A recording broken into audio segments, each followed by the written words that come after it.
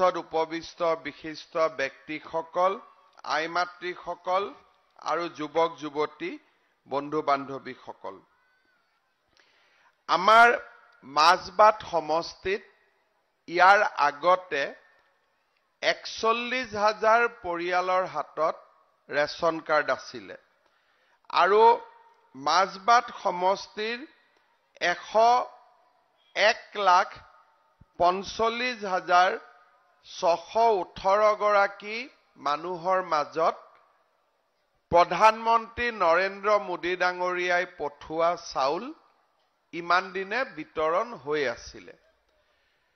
কৰোনাৰ সময়ত মোদী ডাঙৰীয়াই এই চাউল বিনামূলীয়াকৈ দিয়া আৰম্ভ কৰিছিলে। আপোনালোকৰ মনত আছে, যেতিয়া মই বিটিআৰৰ ইলেকশ্যনৰ সময়ত মাজবাটতে হওক বা ওদালগুৰিতে হওক, তেতিয়া মই ৰাইজক সুধিছিলো যে ৰাইজ আপোনালোকৰ ৰেচন কাৰ্ড আছে নে নাই। তেতিয়া 2/3 হাত দাঙে যে আমাৰ ৰেচন কাৰ্ড আছে, কিন্তু 1/3 মানুহে হাত নাদাঙে। তেতিয়া মই লাহে লাহে বুজি পালো যে বিটিআৰ অঞ্চলত বহুতো দুখীয়া মানুহৰ ৰেচন কাৰ্ড নাই। ৰেচন কাৰ্ডৰ নোহোৱা মানুহখিনিৰ অসুবিধা বহুত হয়। প্ৰথম, বিনামূলীয়া চাউল নাপায়। দ্বিতীয়তে, আজিকালি ৰেচন কাৰ্ডত আৰু আন বহুতো সুবিধা যোগ কৰি দিয়া হৈছে। তাৰ বিষয়ে মই আপোনালোকক অলপ পিছত কম। তেতিয়া মই বিটিআৰ কৰ্তৃপক্ষৰ লগত আলোচনা কৰি আমি সিদ্ধান্ত ললো যে বিটিআৰত যিমান পৰিয়ালৰ ৰেচন কাৰ্ড নাই, তেওঁলোকক আমি ৰেচন কাৰ্ড দিব লাগে। প্ৰথমতে ইয়াৰ এটা সীমা আছিল যে বছৰি 2 লাখ টকালৈকে যাৰ উপাৰ্জন, তেওঁলোকেহে ৰেচন কাৰ্ড পাব পাৰে। তাৰমানে 16-17 হাজাৰ টকালৈকে যাৰ উপাৰ্জন। বহুত মানুহে আমাক কয় যে আপোনালোকে দুখীয়াৰ কাৰণে বহুত কাম কৰে, কিন্তু আমাৰ মিডিল ক্লাছৰ কাৰণে আপোনালোকৰ আঁচনি কম। এইবাৰ ৰাজ্য চৰকাৰে সিদ্ধান্ত ললে যে আমি 2 লাখ টকাৰ তলৰ মানুহৰ পৰিৱৰ্তে 4 লাখ টকালৈকে যাৰ উপাৰ্জন বছৰি, তেওঁলোককো আমি ৰেচন কাৰ্ড দিম। মানে মাহিলী উপাৰ্জন কিমান হ'ব? 33,000 টকা। দৰিদ্ৰ মানুহেও পাব আৰু নিম্ন মধ্যবিত্তৰ মানুহখিনিও পাব। যাৰ দোকান আছে, সৰু ব্যৱসায় আছে, তেওঁলোকেও পাব। ইয়াৰ ফলত আজি আমি মাজবাট সমষ্টিত নতুনকৈ কিমান মানুহক ৰেচন কাৰ্ড দিম? 37,707 গৰাকী। কিমান পৰিয়াল হ'ব?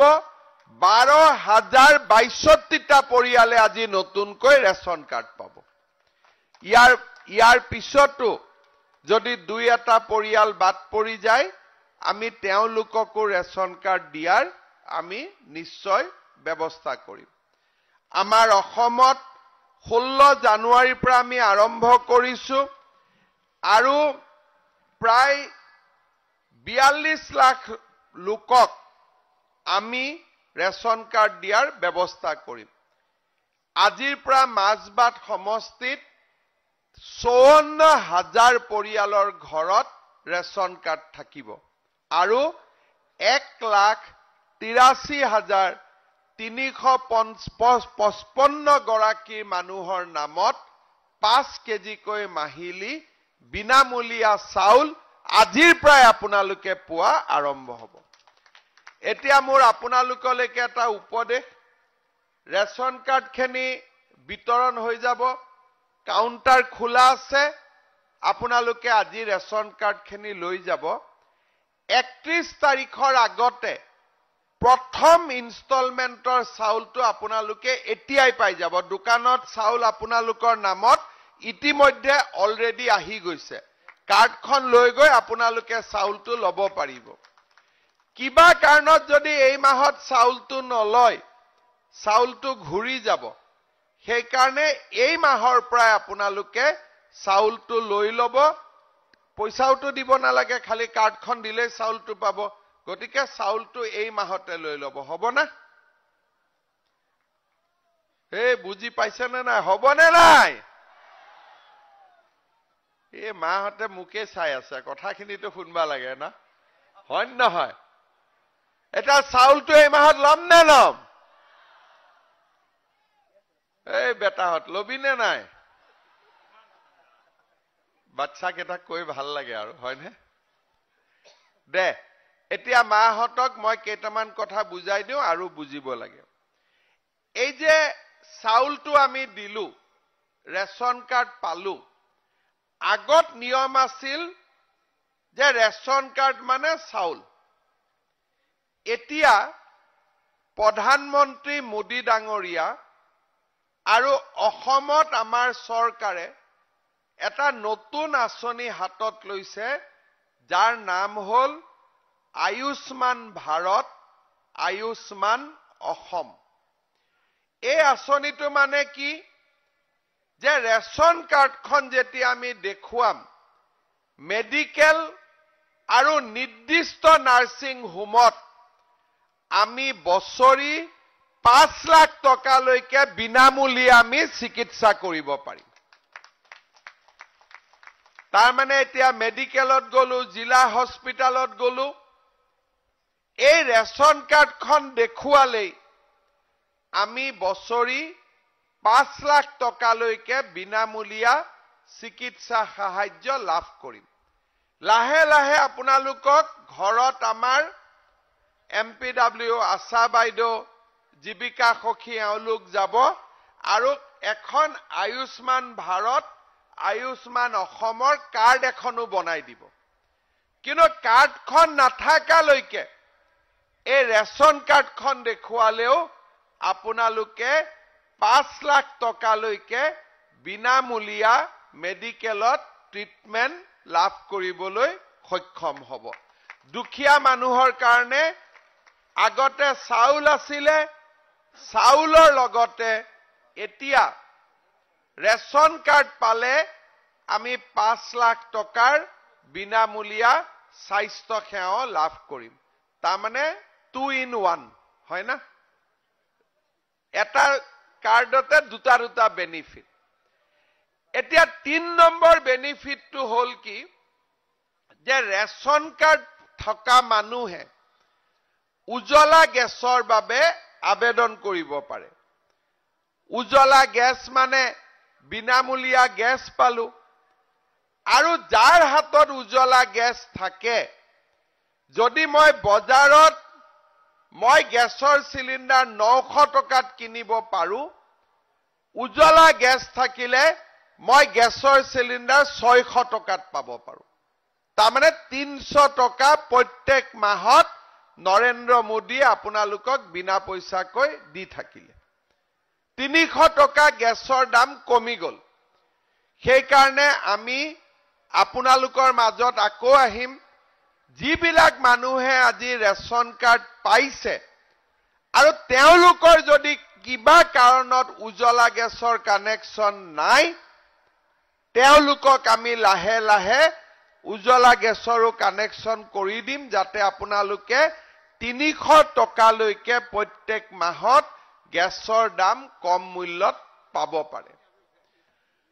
চতুৰ্থতে, এতিয়ালৈকে আমি ৰেচন কাৰ্ড আৰু অৰুণোদয়ৰ মাজত সম্পৰ্ক স্থাপন কৰা নাছিলো। কিন্তু লাহে লাহে আমি যাৰ ঘৰত ৰেচন কাৰ্ড আছে তাৰ ঘৰত এটা অৰুণোদয়ো, এনেকুৱা এটা প্ৰচেষ্টাও আমি এতিয়া হাত চাপৰি মাৰিছে অৰুণোদয়ৰ নাম শুনি। হে ভগৱান, অৰুণোদয়টো ভাল লাগে নেকি? সেইটো ভাল লাগে? দে ভাল লাগে যদি এটা হাত চাপৰি মাৰ চবে দে। ঠিক আছে, এটা কাক কাক অৰুণোদয় লাগে হাত দাংচোন।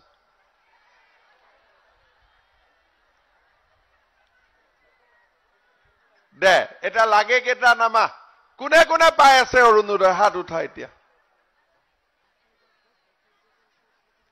দে জোৰ কৰি হাত উঠা ঠিক আছে এতিয়া ৰেশন কাৰ্ডৰ দৰে যোৱা বছৰ মই খুদিছিলো ৰেশন কাৰ্ড কাৰ নাই কিছুমানে হাত উঠালে কাৰ আছে কিছুমানে হাত উঠালে এতিয়া কিন্তু যদি মই খুদু ৰেশন কাৰ্ড কাৰ কাৰ আছে এতিয়াতো পাই যাব তাৰমানে সবে এই মাতছে লবৰ কাৰণে আজি লৈহে যাবি এতিয়া এই যে ৰেশন কাৰ্ড আজিলৈকে নাই বুলি হাত উঠোৱা মানুহখিনি অহা মিটিঙতটো আছে বুলি হাত উঠাব নে নাই আজি পালে পিছত উঠাম নে নাই হাত আছে বুলি গতিকে আজি লৈ যাম তেনেকে মই কষ্ট কৰি আছো যাতে এনেকুৱা এটা দিন আহে যে ৰেশন কাৰ্ড থকা সব মানুহৰ হাতত এটা এটা অৰুণোদয় থাকে এতিয়া অৰুণোদয় হল 60 লাখ মানুহ অৰুণোদয় হল 27 লাখ পৰিয়াল আৰু ৰেশন কাৰ্ড হবগৈ 52 লাখ পৰিয়াল তাৰমানে লাহে লাহে লাহে লাহে আমি ৰেশন কাৰ্ড থকা পৰিয়াল বিলাকক অৰুণোদয় দি গৈ থাকিম 2-3 বছৰ পিছত সবে হাত উঠাব আৰু ৰেশন কাৰ্ডও আছে অৰুণোদয়ও আছে হ'ব অলপ একেদিনাই নহয় আৰু অলপ লাহে লাহে কৰি থাকিব লাগিব হয়নে ইয়াৰ লগত মই আৰু এটা কথা ভাবিছো যিবিলাক মানুহৰ ঘৰত ৰেশন কাৰ্ড থাকিব তেওঁলোকক দুটা আমি আৰু সুবিধা দিব খুজিছো তাৰ বিষয়েও মই কথা পাতিম যে আমাৰ ঘৰত বহুত মানুহে এলআইসি কৰা নাই কিন্তু মানুহৰটো মৃত্যুৰ বিষয়ে কোনেও নাজানে ৰেশন কাৰ্ড থকা মানুহক এটা প্ৰধানমন্ত্ৰীৰ ইন্সুৰেন্স আৰু এটা দুৰ্ঘটনা বীমা এটা মৃত্যুৰ বীমা এটা দুৰ্ঘটনাৰ বীমা তাৰমানে কি মই সুবিধা কলো যে ৰেশন কাৰ্ড হল চাউল পালো ৰেশন কাৰ্ড হল 5 লাখ টকাৰ বিনামূলীয়া সাহায্য পালো medical free treatment ration card পালো গ্যাস হল ৰেশন কাৰ্ড পালো অৰুণোদয় হল ৰেশন কাৰ্ড পালো দুৰ্ঘটনা হলে 2 লাখ টকাৰ সাহায্য পালো আৰু জীবন বীমাও যদি কাৰোবাৰ মৃত্যু হয় তেওঁ 2 লাখ টকাৰ জীবন বীমা পালে তাৰমানে এই গুটেই কামবিলাক লাহে লাহে আমি অসমত কৰাৰ কাৰণে চেষ্টা কৰি আছো আৰু লাহে লাহে মই কৰি থাকিম ইলেকশ্যনৰ সময়ত মই কৈছিলো যে আমি অৰুণোদয় দিলো মাইক্ৰ ফাইনেন্সৰ লোন ৰেহাই কৰিলো 1 লাখ লৰা ছোৱালীক চাকৰি দিম আমি সেই কামো আজি ধুনিয়াকৈ আৰম্ভ কৰিব পাৰিলো যোৱাকালি আমাৰ গুৱাহাটীত আমাৰ মাজৰে লৰাবিলাকে ইমান ধুনিয়া কমান্ডো বেটেলিয়নত যোগদান কৰি ইমান ধুনিয়া প্ৰদৰ্শন আগবঢ়াইছে কিয় চাকৰিত কোনো টকা দিব নালাগে এতিয়া আমাৰ এপিএসসি ৰিজাল্ট দিলে মাজবাট সমষ্টিতে 4 জনকৈ লৰা ছোৱালী এসিএস অফিচাৰ পাবলৈ সক্ষম হৈছে কোনো পইচা দিবলগীয়া হোৱা নাই আৰু এতিয়া নতুনকৈ আমি কি আৰু এটা আঁচনি কৰিব খুজিছো ইয়াতে কাৰ কোনে মহিলা গ্ৰুপত আছে হাত ডাঙকচোন সেলফ হেল্প গ্ৰুপত কোন আছে কালিৰ পৰা ফৰ্ম দিব নে কালি এই ফৰ্মখন ললে আমাৰ একাউণ্টতো টুপুং কৰি 10,000 টকা সোমাই যাব আৰু যোনে 10,000 টকা লৈ ভাল কাম কৰে পিছত মই বেংকৰ পৰাও লোন কৰাই দিম 12,500 টকা বেংকে দিব লোন আৰু 12,500 টকা আকৌ ফ্ৰী কৈ টুপুং কৰি বেংক একাউণ্টত ভাল লাগে না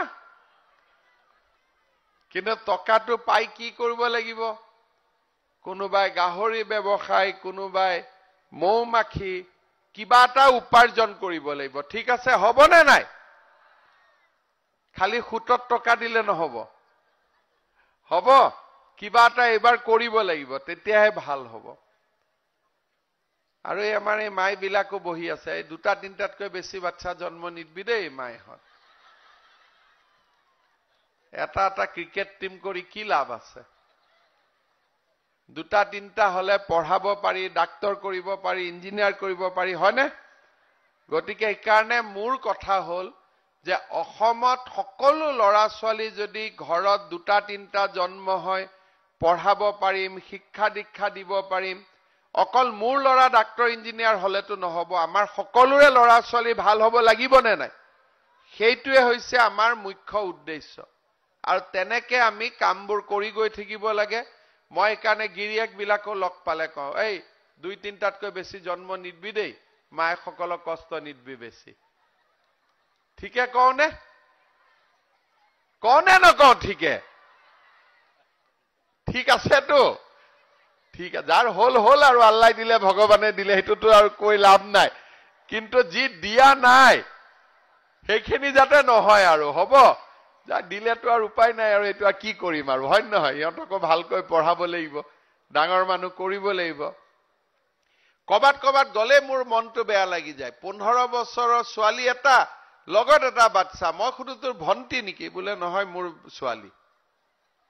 তেৰিকা কি দিন দেখিলো। তাৰপিছত সেইকাৰণে আজিকালি মই চবক কওঁ যে কমচে কম 18 বছৰৰ তলত বিয়া বাৰু নহব। আৰু 18 বছৰ তলত বিয়া কৰালে আমাৰ চৰকাৰৰ গেষ্ট হাউচত আহিব লাগিব, হয়নে? তাৰ মাজতো 2-4টাই ভাল পোৱা পুই হৈ পলাই যায় আৰু, এটা কি কৰিম আৰু, সেইটো উপায় নোহোৱা কথা। গতিকে যি নহওক, আমি লাহে লাহে অসমখন ভাল কৰিব লাগিব। মদ খাই গাড়ী চলোৱা বন্ধ কৰিছো, হেলমেট পিন্ধা ব্যৱস্থা লাহেকৈ, এনেকে আমি অসমত লাহে লাহে লাহে লাহে আমাৰ অসমখন যাতে ধুনীয়া হৈ যায়, তাৰ কাৰণে আমি লাহে লাহে কামবিলাক কৰি আছো। আজি আমাৰ কাৰণে ভাল কথা যে আমাৰ অসমত এতিয়া মাৰামাৰি নাই, কাজিয়া নাই, হুলস্থুল নাই। আমি ইমান মিলাপ্ৰীতিকৈ বাস কৰি আছো। আৰু মইতো এতিয়া আমাৰ বিটিআৰ প্ৰধান প্ৰমোদ বড়োকো কৈছো যে আমি বিটিআৰক বাদ দি সকলো জাগাতে মানুহক বসুন্ধৰা আঁচনিৰ জৰিয়তে মাটি বাৰীখিনি দিলো। এতিয়া মাজবাট ওদালগুৰিটো আমাৰ মাটি বাৰীৰ সমস্যাবিলাক আমি সমাধান কৰিব লাগে, যাতে বিটিআৰৰ বাসিন্দাসকলে ভূমিৰ অধিকাৰো লাভ কৰিব পাৰে। আৰু এনেকে আমি অসমখন আগুৱাই লৈ যাব লাগিব, হয়নে? সকলোৱে মিলি জুলি, সকলোৱে ভাল চিন্তা কৰি, পঢ়া শুনা কৰি।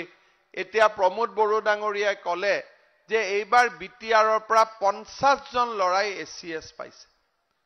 বিটিআৰত ইমান ধুনীয়া মেডিকেল ইঞ্জিনিয়াৰিঙৰ ট্ৰেইনিং প্ৰগ্ৰেম আৰম্ভ হৈছে। IITত ল'ৰা ছোৱালী সোমাইছে। বিটিআৰত ইমান ডেভেলপমেন্ট হৈছে। কোকৰাঝাৰত মেডিকেল কলেজ হ'ল, এতিয়া খুব সোনকালে তামুলপুৰত মেডিকেল কলেজ হ'ব। ওদালগুৰিত আমি খুব ডাঙৰ ষ্টেডিয়াম এখন বনোৱাৰ কাৰণে চেংচন কৰিছো, যাতে খুব ভাল ডিষ্ট্ৰিক্ট ষ্টেডিয়াম হয়। অসম মালাৰ বহুত কেইটা ৰাস্তা চেংচন কৰিছো। মই আকৌ ফেব্ৰুৱাৰী মাহত আহিম ওদালগুৰিৰ কাৰণে। আমি কেবিনেটত যিবিলাক সিদ্ধান্ত লৈছিলো, ফেব্ৰুৱাৰীত সেইবিলাকৰ কাম আৰম্ভ কৰিবৰ কাৰণে মই ওদালগুৰিত আকৌ এদিন আহিম, যাতে আমাৰ ওদালগুৰি জিলাখনক আমি আগুৱাই লৈ যাব পাৰো। আমাৰ জিতু কিষাণ ডাঙৰীয়াই মোক কৈ আছিলে যে মহামুনি মন্দিৰত আৰু দেৱালখণ্ড শিৱ মন্দিৰত একদিন আহিব লাগে, বান ৰজাৰ দিনৰ শিলালিপি ইয়াত উদ্ধাৰ হৈছে। মই এদিন 2টা মন্দিৰতে মই দৰ্শনৰ কাৰণে আহিম, ঠিক আছে? সিদিনাখন ভোগটো খাই যাম হা, আমি চবে মিলি ভোগ খাব লাগিব, হ'ব না? ঠিক আছে। আৰু এটা মোক আমাৰ সকলোৱে কৈ আছে যে মাজবাট টাউনত খুব ৱাটাৰ লগিং হয়, বৰষুণ দিলে পানী জমা হয়, পানী ওলাই নাযায়। তাৰ কাৰণে সৰু ডিপিআৰ এটা দিয়া আছে, 1.5 কোটি টকা লাগিব। মই আজিয়ে অনুমোদন কৰি দিছো, আৰু আমাৰ মাজবাট টাউনখনত যাতে আমি সুন্দৰভাৱে ৱাটাৰ লগিং সমস্যাটো সমাধান কৰিব পাৰো। ওদালগুৰিত সাহিত্য সভা হ'ব, মোক পৃষ্ঠপোষক হ'ব কৈছে। মই এতিয়া কৈ দিলো হৈ গলো বুলি, ঠিক আছে?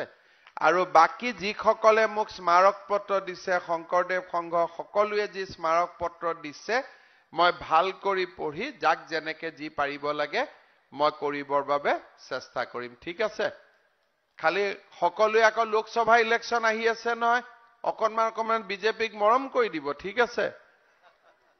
ভাল কৰি মৰম কৰিব ঠিক আছে কৰিব না নাই মৰমটো ভাল কৰি কোন কেইটা নকৰে ভাই হাতও ডাঙা নাই কেইটা মানে কোনে কোনে কৰিব হাত ডাঙক বাপৰে দিলীপ এনেকে হলেতো সেঞ্চুৰী মাৰিব লাগিব একবাৰ প্ৰমোদ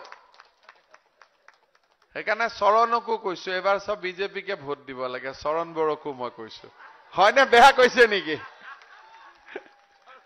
তেতিয়াহে ভাল কৰি সকলো মিলি জুলি এতিয়া অসমত কাজিয়া পেচাল নাই আমি সব মিলি জুলি থাকিব লাগে হয়নে নহয় হয়নে ঠিক আছে আকৌ লগ পাম আকৌ আজিয়ে কিন্তু মই এটা কলো দে ৰেশন কাৰ্ডখন আজিয়ে লৈ যাব নহলে আকৌ চাউল এই মাহৰ নাপাম ঠিক আছে সকলোকে আকৌ এবাৰ মই নমস্কাৰ কৰিলো খুলুমবাই দিলো সকলোকে মোৰ প্ৰণাম কৰিলো আৰু কালি আমাৰ ভিচিডিসি ওয়াইজ মহিলা আত্মসহায়ক গোটসকলৰ উদ্যমিতা আঁচনিৰ প্ৰপত্ৰ দিব প্ৰপত্ৰখন লৈ গৈ একমাহ সময় পাব ফিল আপ কৰিবৰ কাৰণে ভাল কৰি চাই চিতি ফিল আপ কৰিলে হ'ব কিন্তু ফৰ্মখন কালিয়ে পাব নহলে আকৌ ফৰ্ম বিলাকো 150-200 মানুহে বিক্ৰী কৰি দিয়ে পিছত সেইকাৰণে মই একদিনাই দিছো যে একদিনাতে সবে ফৰ্ম লৈ যাব হ'ব নহয় সবে ঠিক আছে গ্ৰুপৰ মেম্বাৰ খিনিয়ে লৈ যাব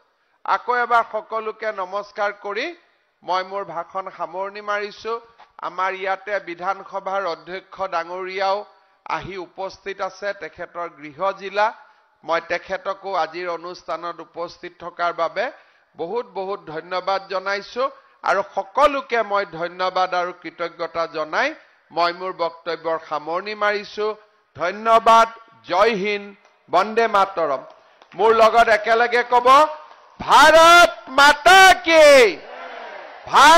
माता की नरेंद्र